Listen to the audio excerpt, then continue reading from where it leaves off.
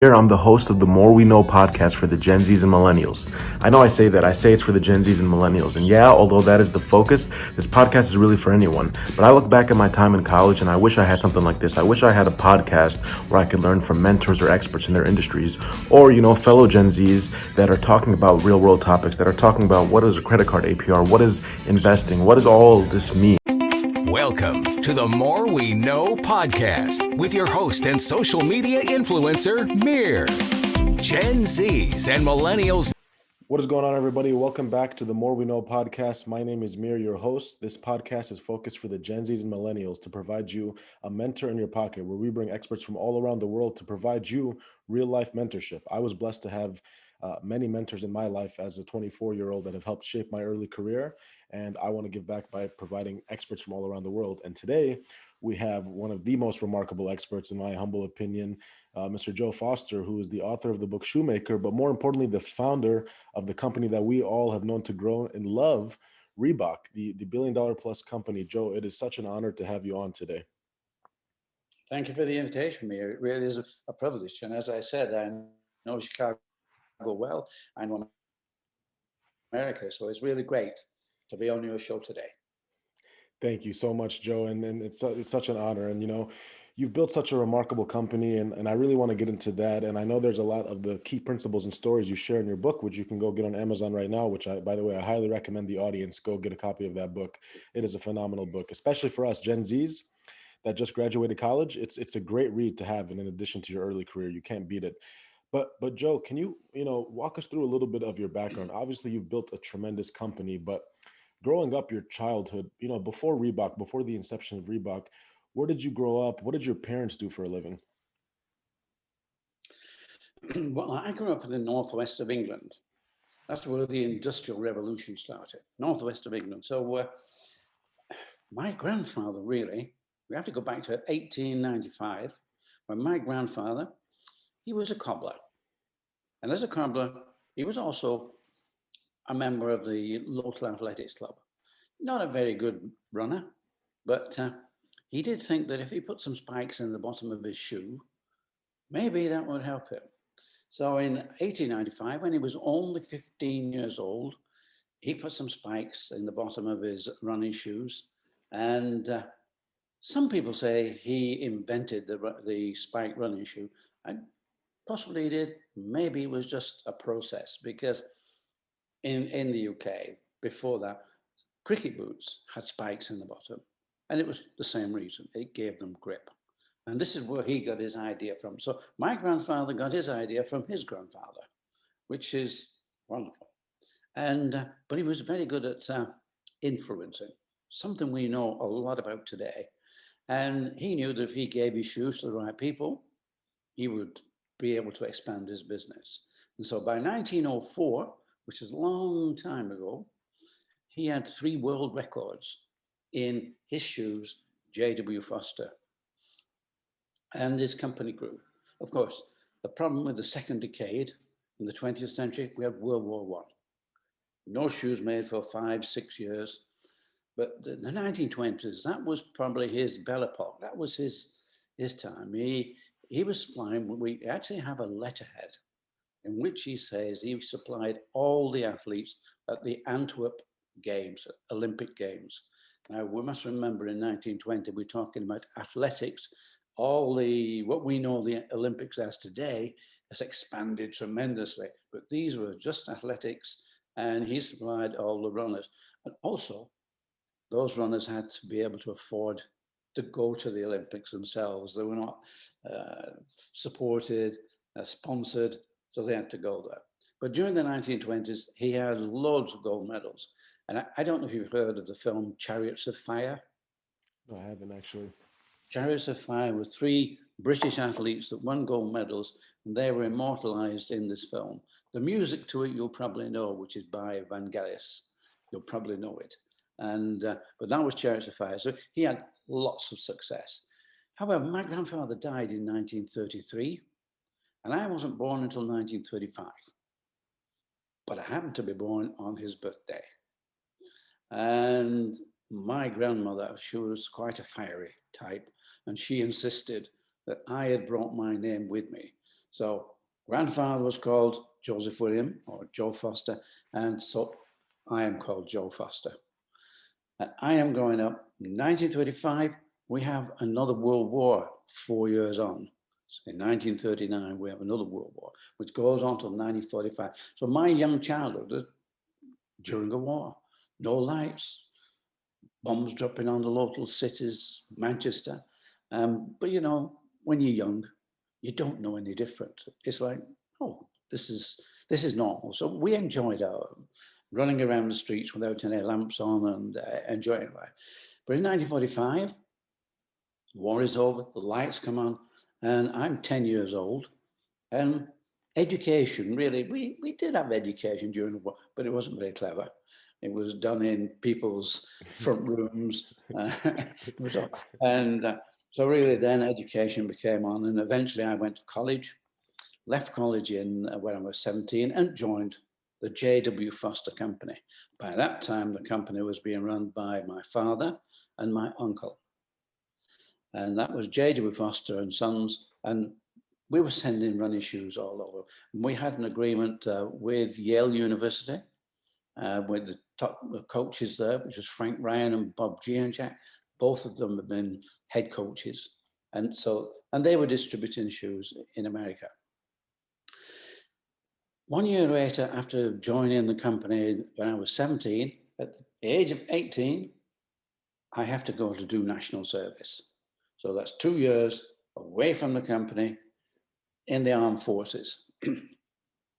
And my brother Jeff, he was older than me, but for whatever reason, he also had to go to the same time. So we're both away from the company, the J.W. Foster Company. Jeff is in Germany. And in Germany, he saw Adidas, he saw Puma, right, and what they were doing. So we came back after 2 years of independence. So you're away from your family, mother's no longer doing the washing, getting up in the morning, cooking your meals, and we're back, and we go back to the family business. And we're looking at the family business, and it's failing. They're making the same shoes they've been making in the 1930s, and here we're now in the late 1950s, and they're not progressing. The reason? Well, you know that Adi Dassler and Rudy Dassler, they had a big fight. So much so that Rudy decided he would leave and set up Puma, which left Adi Dassler with the company Adidas.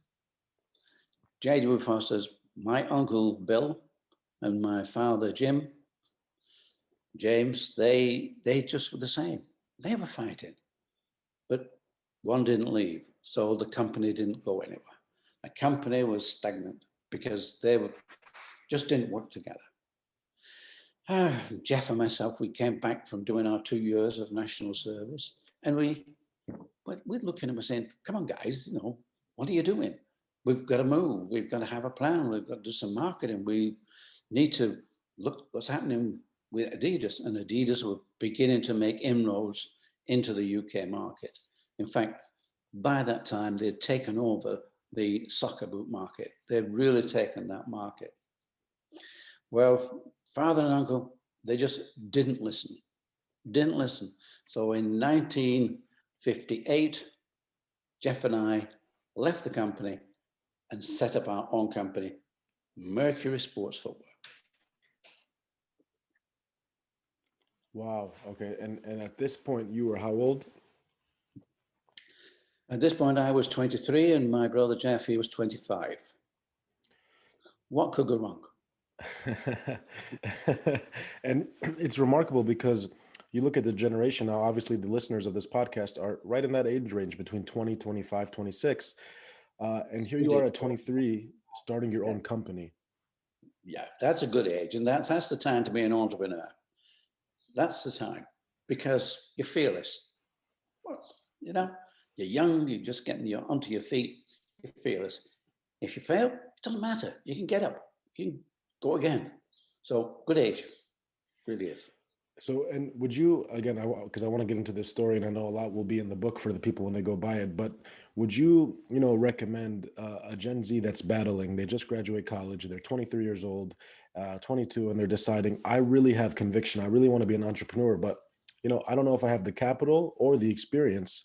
Should I go work for corporate America and sacrifice those years from 20 to 30, or should I just go and figure it out? Well, a lot of people go to corporate America, of course. And at 22, you don't have the experience and you don't have the money unless it's in the family. If there's money there, yeah. A bit of struggle does you no harm, because you need that. You need to learn the hard way. Once you've learned the hard way, you're protected. You've got something behind you. You've got those thinking. And so, yeah, if you have an idea, the first thing you need is an idea. You need imagination, and you need that determination. You need to be confident that you can do this. And I think that if you've got those qualities, that you should give it a try.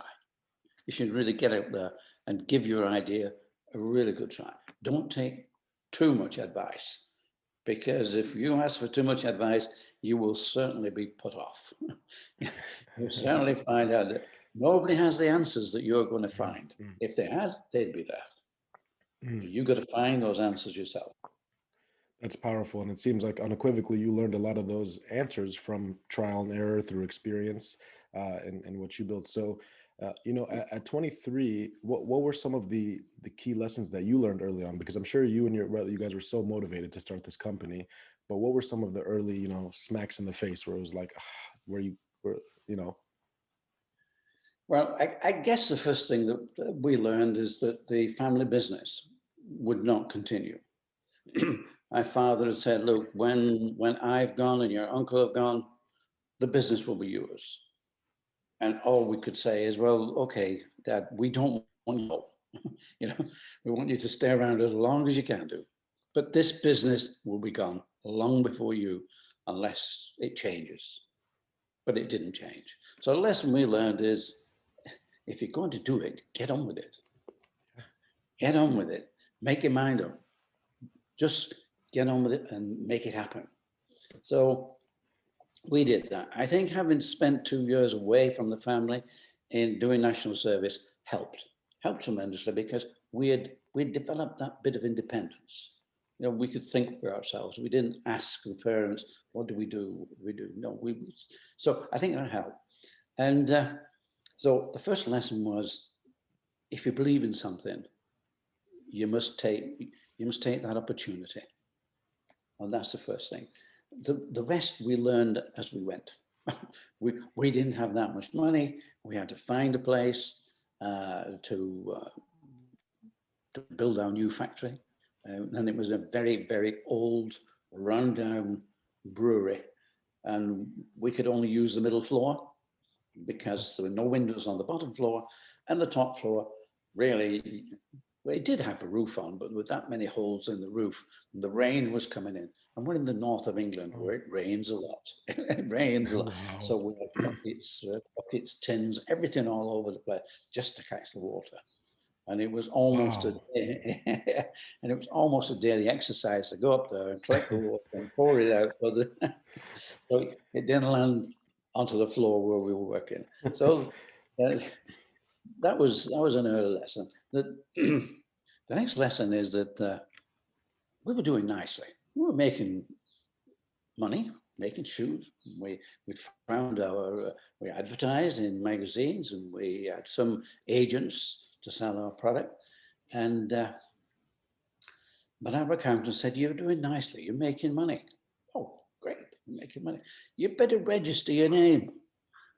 And our name, of course, was Mercury Sports Footwear. And we said, why? We were a bit green at that time, and we thought J.W. Foster's didn't register the name, but that was their name. Now, Mercury isn't our name.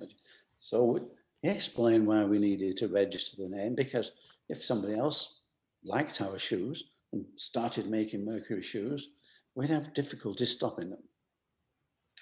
Okay. So, right, how do we register the name? Well, we go through an agent, a patent agent, and he will check that with the register. We check with the register. Mercury was pre-registered by Lotus and Delta, which was a British Shoe Corporation company. And oddly enough, they were not using the name at the time. Wow. And they offered it to us for £1,000. Well, £1,000 sounds nothing today, but if someone said to you $100,000 and you just set up, it's like, Yeah. we didn't have the money. So the agent said, well, you'll have to change your name then. And don't bring me one name, bring me 10. 10 names. And he pointed through the window. It was a nice day. I think it was sometime in May. It was a beautiful day. He pointed through his open window to a sign, Kodak. And I said, well, what's with Kodak? He said, well, they invented that name. That's their name. They invented it, so nobody can challenge it. So they can register that quite easily. Right. So we go back and sit around the table, and you're thinking, 10 names? How do you get 10 names?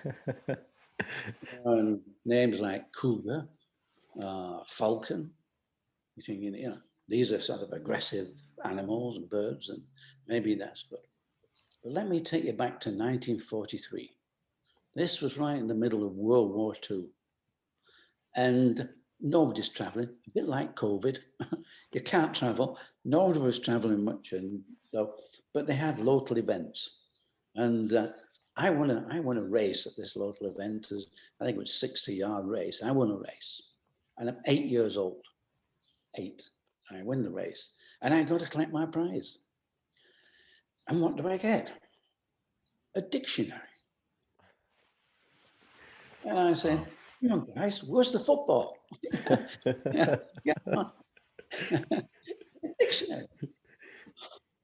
And of all things, it was an American dictionary. It was a Webster's. Oh, Webster's dictionary. I didn't know it at the time, of course, but a lot of spellings are different. Like you spell color without a U, we have a U in it, and things like that. A dictionary. So I'm a bit disgusted that I get a dictionary. Anyway, let me take you forward again now to 1960, when we're thinking up names. And I have my dictionary there. And I thought, I like the letter R. I thought R is a nice, strong letter to begin. So I open my Webster's at R, start to thumb through R, E, I get to R, double E, B, OK. A small South African gazelle. Gazelle. Fabulous. That was it. Reebok. Let's put this at the top of the list. Wow. We did. Top of the list. And I went back to the agent and I said, look, I've got 10 names for you. But the top one here, Reebok. And I told him what it was. And I said, we want that one. We have to be in love with this. We have to really have passion with this name because it needs to work for us. As it happened, he put all these names through and tested them all. And Reebok was the only one that came out that we could actually register. And there was one caveat, and that was from the registrar. He's going to put us in Part B of the register. Well, a register's a register. We didn't know there was a Part A or a Part B. Why? Because he said if anybody starts making shoes out of Reebok skin, couldn't stop them. Well, Jeff and I, we looked at each other and said, is that going to happen? No, that won't happen, never. We'll take Reebok. And that's how it became Reebok. Wow. What such an amazing story. And it's sort of surreal to look at it. It's like some people will look at these stories and be like, it must have been such an easy process. Because you look in hindsight, the $5-6 billion company that was built, it's like, okay, that name is so catchy, but not realizing the process that you had to go through. And even, the original name you wanted to do, £1,000, you're correct. At the time, you might sound like now that's a scratch of the surface, but no, when you don't have money like that and you're an early stage startup, it's tough. So it's crazy how things came around full circle and you ended up, creating the name of Reebok now. So that's phenomenal.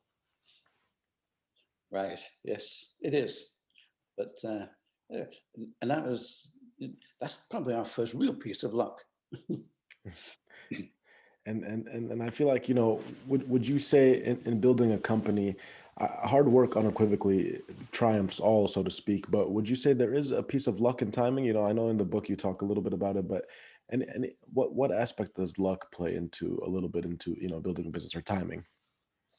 I I think it's fantastic. I think you have to be there at the right time. And these things are so important. Things have to happen. You have to meet people at the right time. Yeah, it's okay. It took me, we can get to that, but it took me 11 years from going to Chicago to the first NSGA show I went to 1979. It took me 11 years. So, but that was the period that running became big in America, really took off. So that was being there at the right time. And yes, it's luck. Whichever way you look at that, there's a lot of luck there. And because we were in the business before running came along, maybe if you want to start running's coming, we'll start in running. But no, we were there. So that was very fortunate for us. Oh yes, luck plays a good part. It really does. Yeah, and it seems like you get luckier the harder you work, though, correct? Well, yeah, we all know that. I think you get luckier the longer you stay in business and the longer you're around. If you stay around long enough, there's some luck out there somewhere. Absolutely, absolutely. So, within that phenomenal timeline you're sharing with us, what year was it? At this point, you got the name Reebok. How old are you at this time? Are you 25? I'd be 25 then, yes. Okay, so you're 25. What year was it where you guys, effectively started having people on payroll, on salary? You were really scaling this business now, where it wasn't just a couple people, but now you have 10, 20 people. Well, by when we were 25, we had, this is funny in a way. We decided we would start by making cycle shoes. And cycle shoes, okay, it was a nice business. And we managed to pick up a wonderful representative. He was a Scotsman, and he was in London. And he used to send us orders every day, amazing amounts of orders. Every shop in London, every cycle shop in London must have had Mercury cycle shoes at that time. We tremendous amount of work he brought to us. And, we had no mobile phones. And really, landline's okay, but if somebody's traveling and doing whatever, they're not answering landlines. So the only way we could contact him was by letter. He would send his orders in by a letter. We would pay his commission by a letter. And that's how it went. And one day, everything stopped. And it was 2 weeks. We thought, where is he? He wrote letters. His landlady, he lived in rented apartment, and his landlady had written a letter to us and said, do you owe Mr. I've forgotten his name now. Do you owe him any money? Because he's not paid his rent. And unfortunately, 2 weeks ago, he was killed in a road accident. It nearly killed our business. Wow. All of a sudden, we'd lost all this trade. And for whatever reason, we didn't get it back. So he must have been a fantastic salesman. And we just didn't get it back. But we'd been progressing more into the athletic side, into running, and the local running clubs who were supplying all the local runners. They were coming in, and a lot of them, so we became part of their community, and became part of the athletic community. And that was fantastic. That helped to build our business. And I used to go out on the road, go traveling down to each little town, and each little town had a sports shop, or two, maybe one or two. I used to go in and say, I'm Reebok, and they say, who? Who?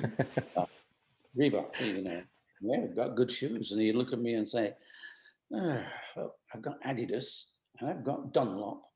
Why do I need Reebok? That was a serious question. Why do I need Reebok? And I think that was another lesson I learned. He didn't need me. He was doing okay. He didn't need me. I needed him at that point.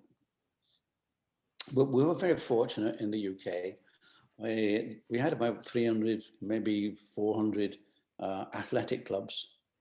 And the 3As, they called it then, the Amateur Athletic Association, produced a handbook with all the clubs in it and the name and address of the secretary of every club. That was the answer. A letter to everyone. And we gave them a small percentage, 15% off discount to buy direct from us.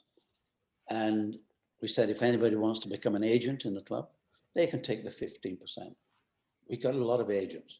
I got well over 100 agents, and our business really started to take off. And that was, and then these retailers, these sports shops, who'd sort of said, why do I need Reebok? They're on the telephone and they're saying, I believe you're supplying our local athletic club. I'm happy to do that. You stop supplying them and, we'll stock your shoes. Ah, well, okay then. So I've broken down that barrier of why do I need your shoes? Now he needs my shoes. But I thought, no, we're not going to stop doing what's been successful. What we will do, I said, look, you can buy the shoes at wholesale price. So you get a real better price. And a lot of athletes, they prefer to come to the shop and fit them on to make sure they got the right size. And we'll when we're advertising, we'll advertise you as one of our stockists. But I'm not stopping supplying direct. I'm going to keep them going. A few didn't like that idea, but the majority, 90%, they took it on. They were happy that, well, they would get some business. So they were happy. So that was good. And that's how our business started to take off in the UK. But I knew if we wanted, athletics is not a big business. Football or soccer, as you know, soccer was a massive business. And my grandfather had been supplying most of the teams in his day, but that seemed to get lost with his sons and my father and uncle. That seemed to get lost. But I thought, well, America, there's college, there's university, they all have coach. You can go there on an athletic scholarship. You can't do that in the UK. It didn't happen. So this must be where the business is for track and field. So track and field was the business that we thought in America, we could do this. And that's when I first went to, well, I didn't first go to Chicago just like that. What happened, I'm reading a book. It was a magazine. It was a sports magazine. And there was an advertisement from the British government. And they were saying, we'd like you to export your product. And we can provide you with a stand at the NSGA show. And that's in Chicago, as you know, the McCormick Place. It was in Chicago, our place. We can provide you with a stand. We will pay your return airfare, and we'll pay half of your hotel bills. Well, it's cheaper than staying at home. I'll go with this. And so I took up the option, and a friend of mine, he came with me. He was an outdoor shop. He owned outdoor shops, and we were making a climbing boot for him, a lightweight climbing boot. So we took off, and we went to New York to begin with. I looked at the sports stores, the sports shops. He looked at the outdoor shops before we went on to Chicago. And Chicago, everybody loved the product. Wonderful. And some people bought the boots that we were making for my friend. They bought that, and I think the outdoor people seem to be more used to buying from abroad, probably skis and things like that. But the sports stores, no, they looked at me and said, where do we get the shoe from? And I said, from England. England, is that New England? No, it's not New England, no, it's across the water. And they were saying, well, look, if you can make them available here in the States, we'll love to try your product. Okay, this is 1968. So we went back, I went back empty-handed, but we did have this order for some nice climbing boots, so I was able to make those anyway. But I got something out of it. But I returned time and time again, and I had 6 attempts, 6 different distributors who tried to get into the market. The same problem, failed all the time. And I recognized this was the same problem that we had in the UK. And that is that the retailer doesn't need us. People don't need you. You've got to make them want you. And as you probably know, you've got to find the hook. And in America, we needed to find the hook. Yes. Right. But you'll know Runner's World. Runner's World It started off in late 68, 69 as a single A4 page. By 1975, it was a magazine, color, everything. And Bob Anderson, who he published it, he got so confident that he told everybody which was the number one shoe. You tell people it's number one shoe in this, and this was the Bible. Everybody read Runner's World if you're out there just buying a pair of training shoes and running. And I think it was a Nike shoe that he said, this is number one. Well, you know, if somebody tells you there's a number one shoe out there, what do you think? There's probably 14 million people running now in America. And maybe a good 20-25% say, I must have that. I must have that number one shoe. Oh, Phil Knight must have died with pleasure and problems.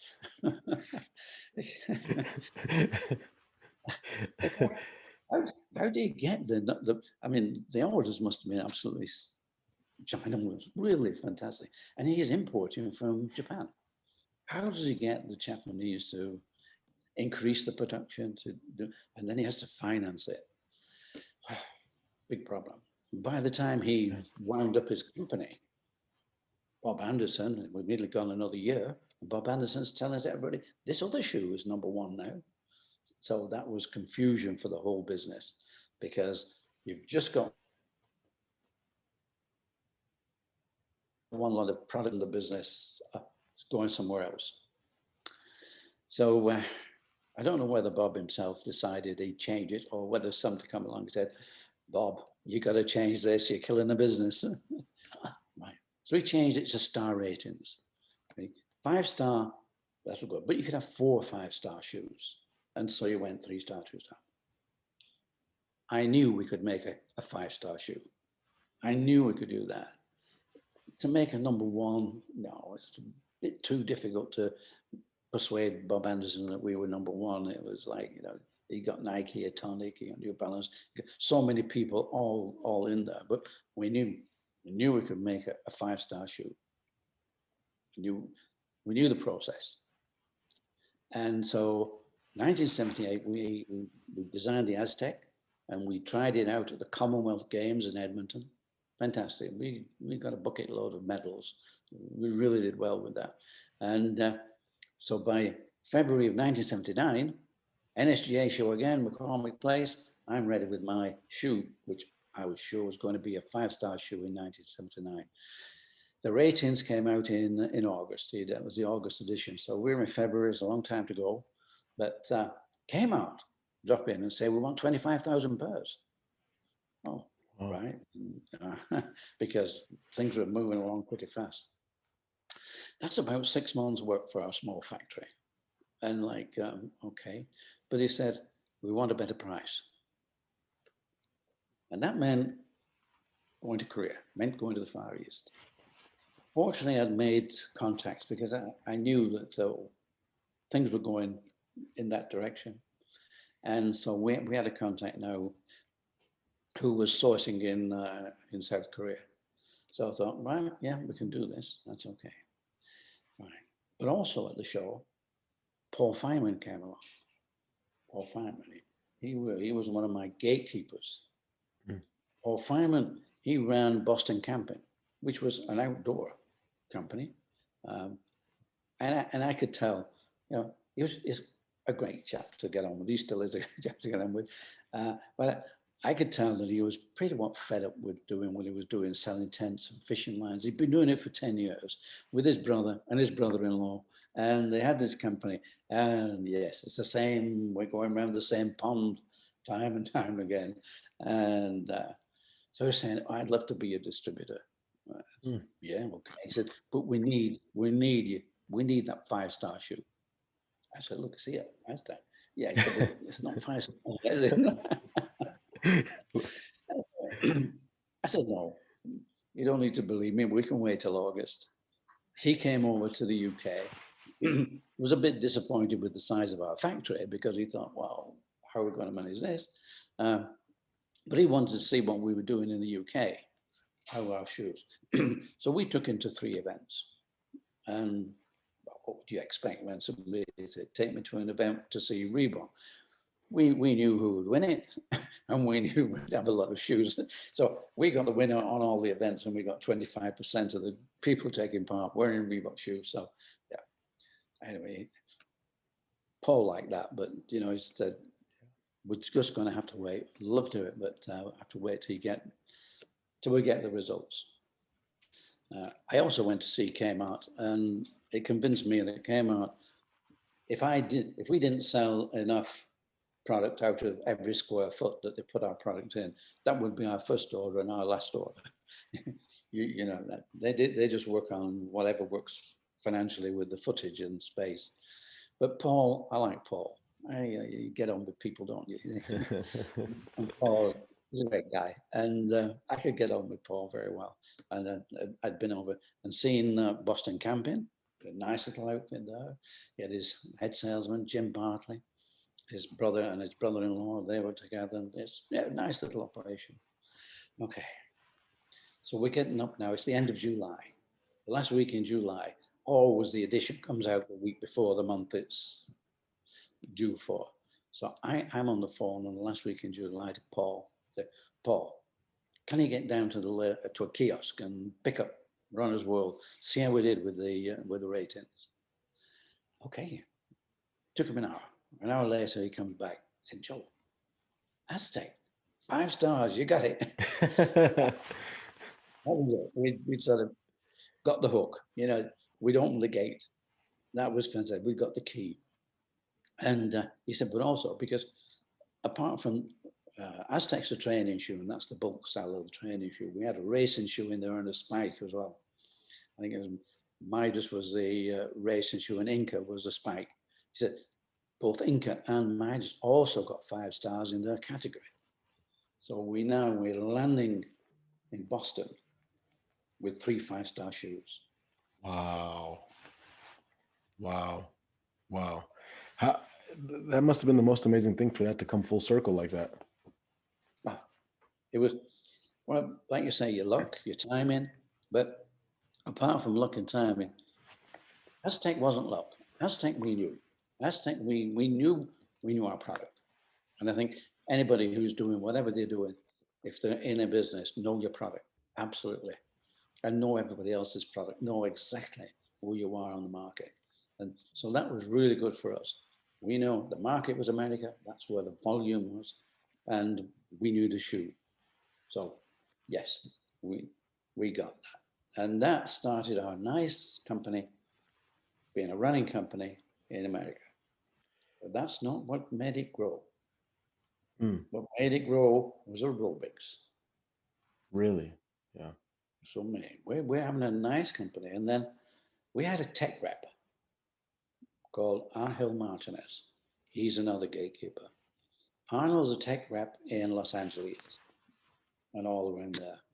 And his wife is coming home from these aerobic classes, and she's full of it. Oh, fantastic.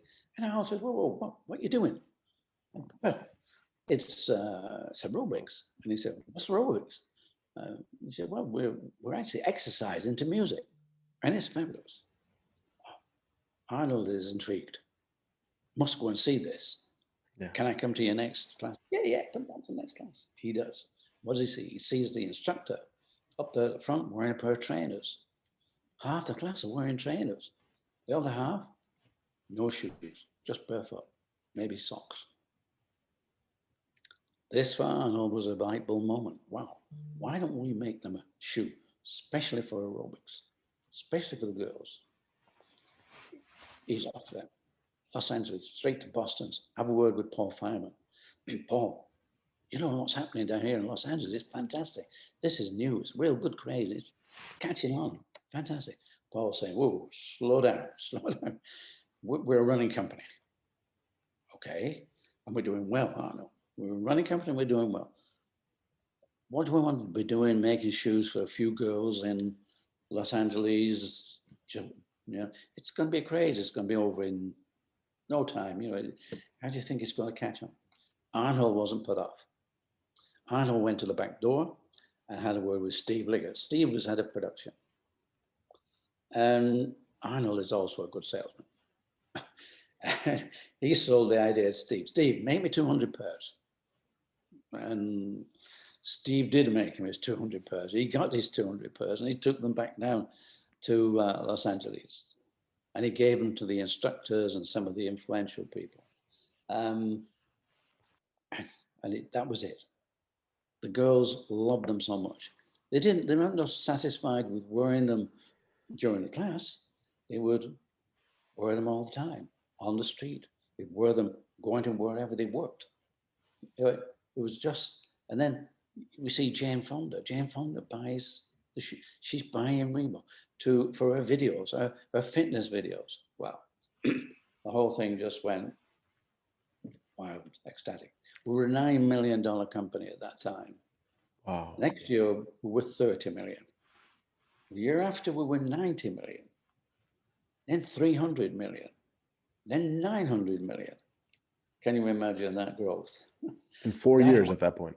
4 years, yeah. 4 years growth got to just short of $1 billion. It was fabulous. I mean, the problem wasn't not where do we get the next sale from? The problem was how do we provide the product? Wow. We got it financed through Stephen Rubin. He was the man that was the sourcing agent in Korea. So he was financing that. That was great. But then you got to think, well, how do you go from 300 million revenue to 900 million? Yeah, the amount of product you need.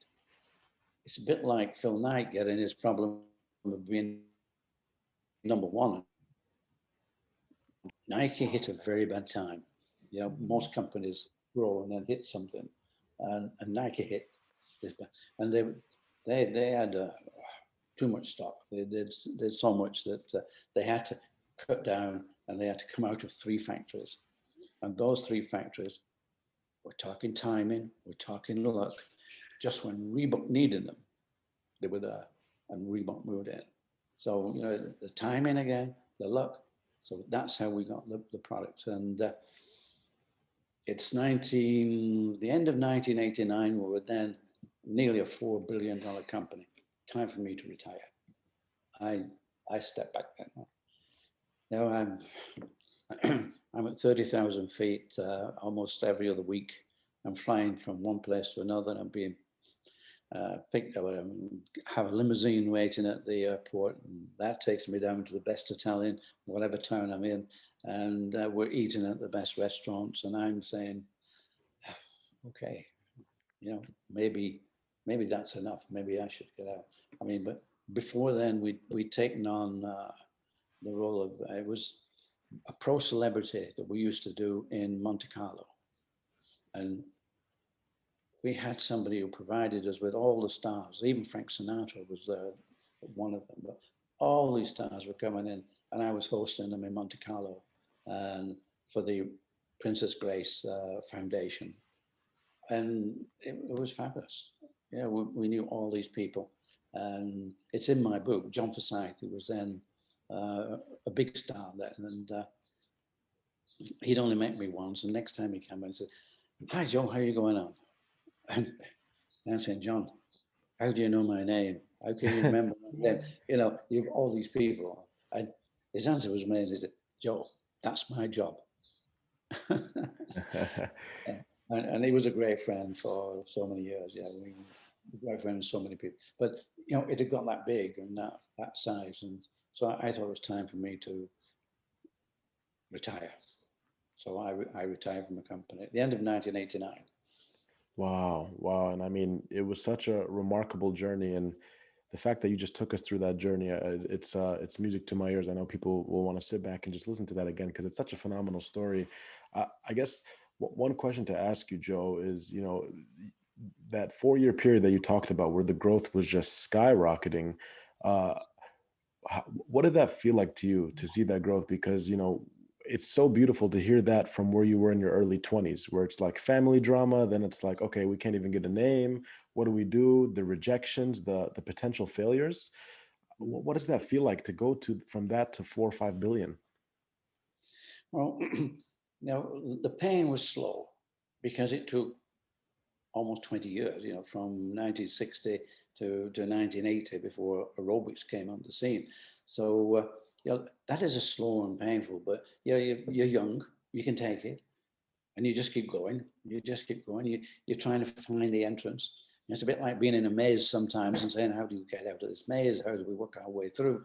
So that is slow, and but once everything started to explode and the busy, it was just running so fast that day after day, you just couldn't. You're too full of the energy and too full of the effort to really take in what was happening.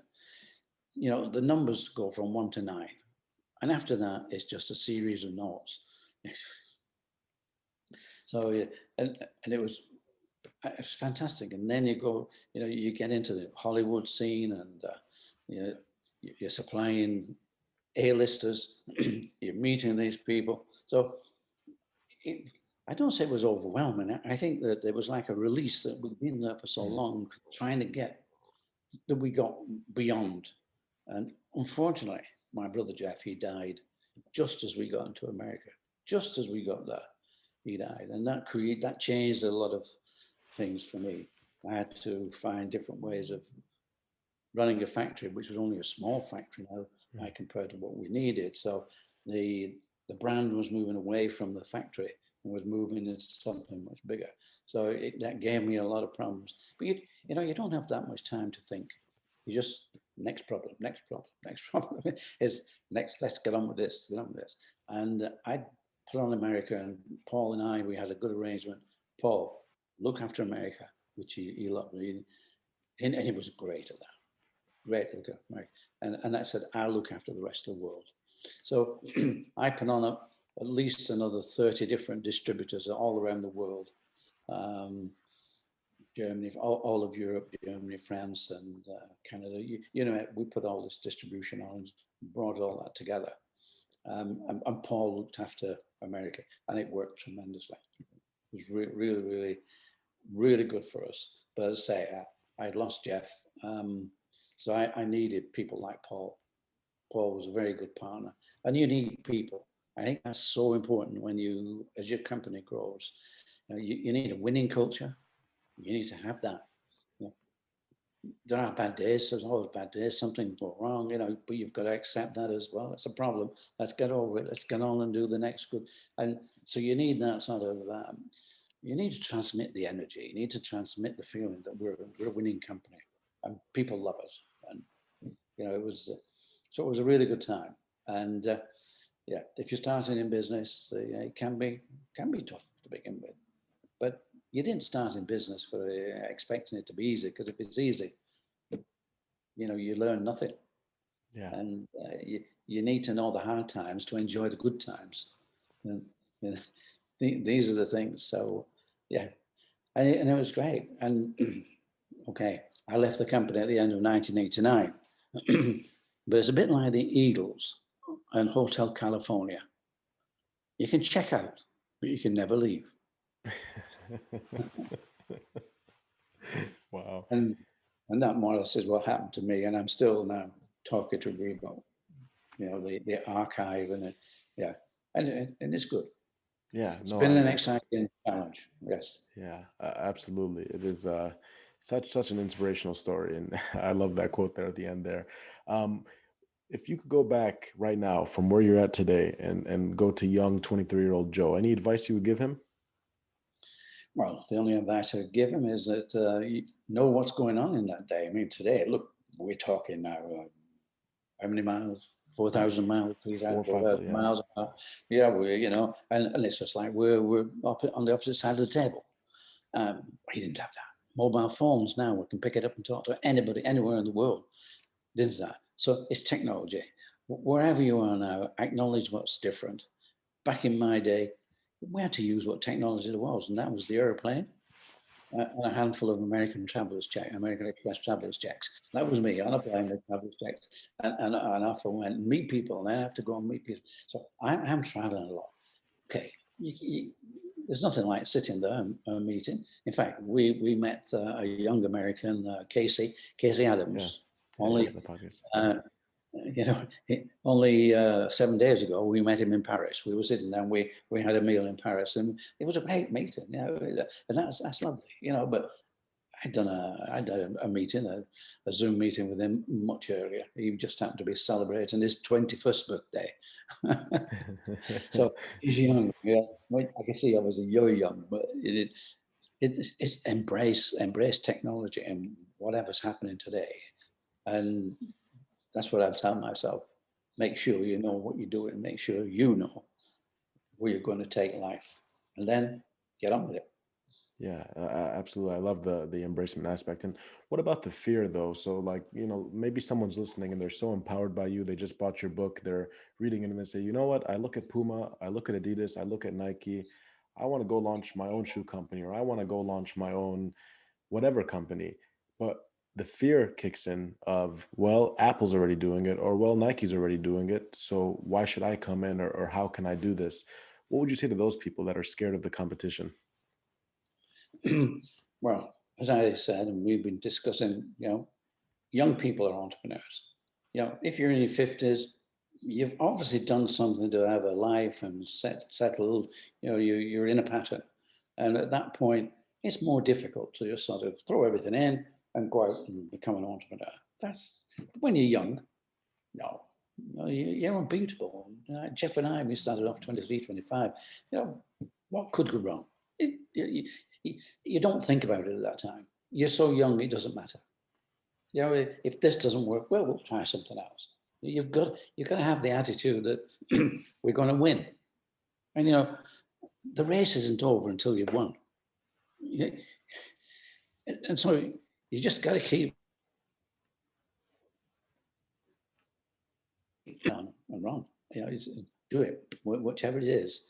You've got to go for it. And yes, so there are big people in there. We had only been in business 4 years, and we got a letter from the lawyers of Adidas. Our silhouette then was 2 stripes and a T-bar. And Adidas had said, no, that's too near to 3 stripes. Stop that or we'll sue you. Well, I mean, Adidas are a big company even then, and we were nothing. And for 5 minutes we were there saying, oh, no. Oh, Then, just a minute. They know we're here. Isn't that good? We have them somewhat worried. They've bothered to think that we could be a competitor. Wow. Well, a bit like changing the name. We said, yeah, so what? We'll change our silhouette. We'll do something different. A bit of luck again, because now we have the arrow, which is a different silhouette, a different scene, and that worked even better. So chances, things like that.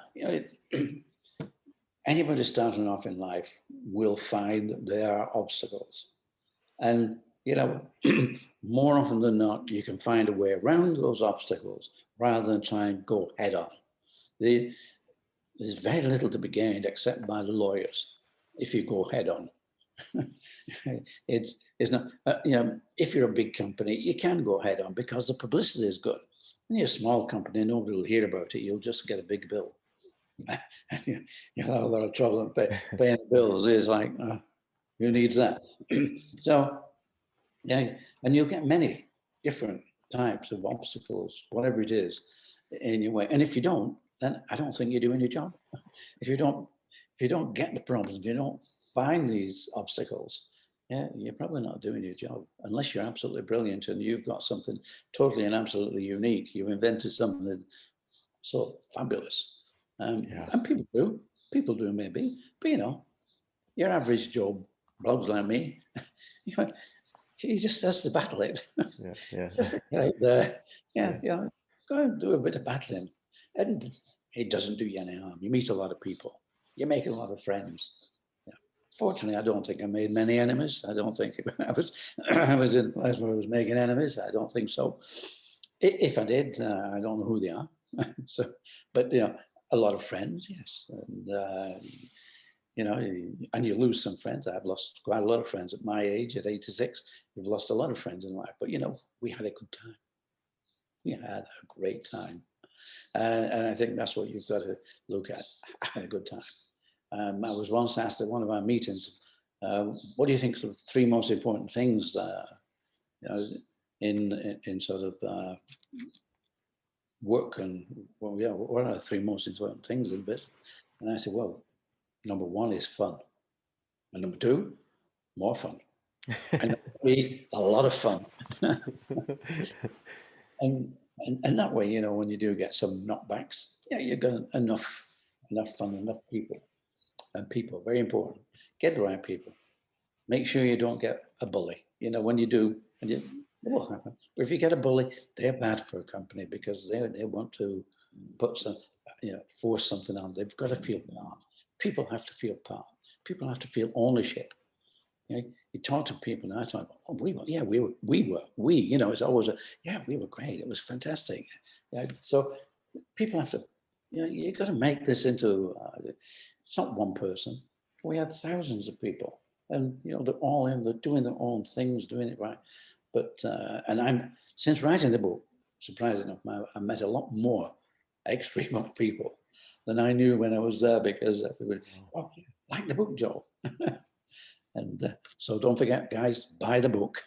Yes, buy the book, guys. Buy the book, Shoemaker. Again, I'm telling you guys, as a Gen Z, I'm 24 years old, and this book has had an impact on me and my early career as I'm trying to figure out the entrepreneur world. And that's why the podcast is called The More We Know, because we need to learn more and grow more. So buy the book on Amazon, or go to my Instagram. I'll be posting the book up, and it'll be in the description here. Joe, you answered this question because you gave us the phenomenal story throughout this full hour masterclass of building, this $1 billion plus company. And it was so empowering. But just one question, I guess closing thoughts for the audience here. What would you say, you look back at your career, what is the key takeaway from building a multi-billion dollar company? If you had to say, look, Mir, here's the one lesson I learned from building a massive multi-billion dollar company, what's that one takeaway? Well, I think what you take away from that is almost the sheer pleasure of seeing something happen. Seeing it's like if you were a gardener and you like planting, seeing that plant come up and it grows and it blossoms. The absolute sheer pleasure of not only that, but the people that are part of it. To see the people. And I think that's what I take from it. I take from it the success of everybody involved. That it was not of one person. I was lucky to be born into a family that was making running shoes, maybe, and I was lucky enough to decide that we would start with my brother doing our own business. And we had competition. We had Adidas, Nike, but by the time I left, we were number one. We had overtaken Adidas, we had overtaken Nike, and we were number one. And achieving that, I think, the sheer achievements, it was an absolute pleasure to do, and an absolute pleasure to share with all those people who also shared we're number one. And so, and it's been a great journey. It has been a great journey. And I just feel very privileged to have been on that journey and being able to enjoy it so much. And I do hope that a lot of people who are listening now can get the energy, keep going, just keep going. And, there's every chance that you will win, because, don't give up until you have. Just keep going at it. Just keep going at it. That's the mantra. I can't even ask a follow-up question, because that's the best way to close anything, And you built a company where you're running aerobics. You got to keep going. We're not gonna say just do it, because that's Nike then.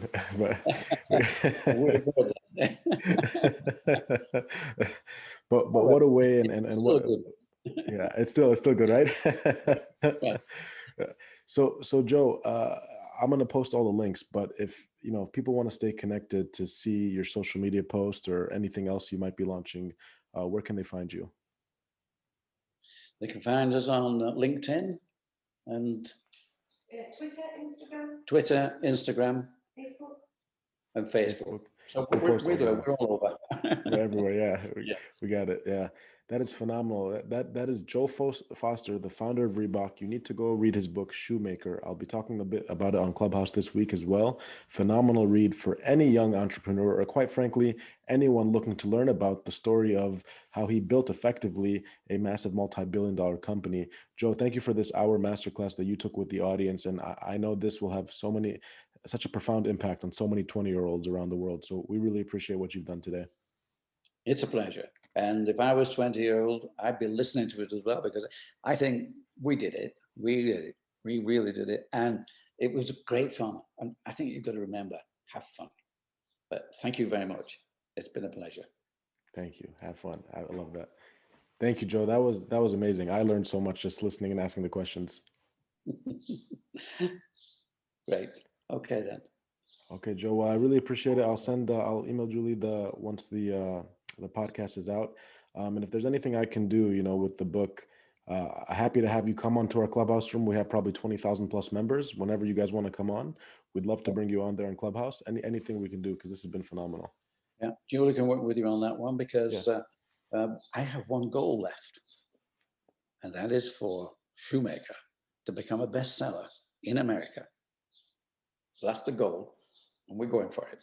Well, 1989, you left when you were number one, so this is the same thing. You can do this again. We can do it again. We can indeed. Yeah, we can. That's lovely. Let's look forward to that. Let's look forward to doing that. With Julie, if we want a clubhouse, we've done a few clubhouses now. Yeah, we've done 3 or 4, so it's good. Yeah, they're really good. It's good. It's a live audience. Yeah, I'll email her and we'll stay connected on that. And please, whenever you guys are in Chicago, we'd love to host you guys here at any time. Obviously, there's craziness of this Delta variant, but anytime you visit, we'd love to host. Who knows? We'll be coming to America, I think, quite shortly. Yes, I don't think it'll be too long before over there in America. Awesome. Okay, well, we'll stay connected then. Okay. All right, Joe. Thanks so much. Thank you, Julie. Appreciate both of you. All right. Thank you. Okay. Bye-bye. Thank you so much. We'll stay in touch. Thank you. Bye. Bye-bye.